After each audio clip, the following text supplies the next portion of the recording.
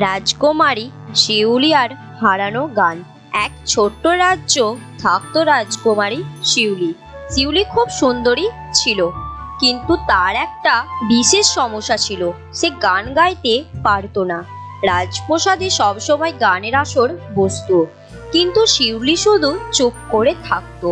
সে খুব ইচ্ছে করতো গান গাইতে, কিন্তু তার গলা থেকে শব্দ বের হতো না।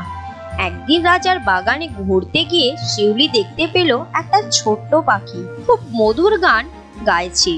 পাখির গান শুনে শিউলি মুগ্ধ হয়ে গেল।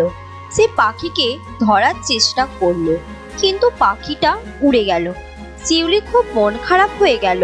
সে ভাবলো, কি দারুণ হতো যদি আমিও পাখিদের মতন গান গাইতে পারতাম। সেই সময় একটা বুড়ো মানুষও শিউলির কাছে এলো। সে রাজার উপদেষ্টা ছিল। বুড়ো মানুষও জিজ্ঞাসা করলো, রাজকুমারী কেন এত মন খারাপ? শিউলি তাকে সব গল্প বলল।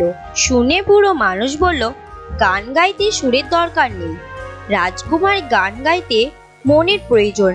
মনের প্রয়োজন? শিউলি অবাক হয়ে গেল। বুড়ো মানুষ বলল, হ্যাঁ, তোমার মনের ভাবটা যদি সুন্দর হয়, তাহলে তোমার গানও সুন্দর হবে। শিউলি ভাবলো, সে তার মনের কথা গানে গাওয়ার চেষ্টা করলো। প্রথমে তার গলা একটু কাঁপছিল, কিন্তু ধীরে ধীরে সে সুরালা গান গাইতে শুরু করলো। সে গান গাইলো ফুলের কথা, পাখির কথা, সূর্যের কথা। রাজপ্রাসাদে সবাই মুগ্ধ হয়ে গেল।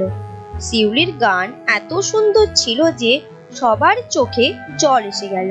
রাজা খুশিতে বললেন, শিউলি, তোমার গান সবচেয়ে সুন্দর গান, যে গান আমি কখনো শুনিনি। শিউলি খুশিতে হাসলো।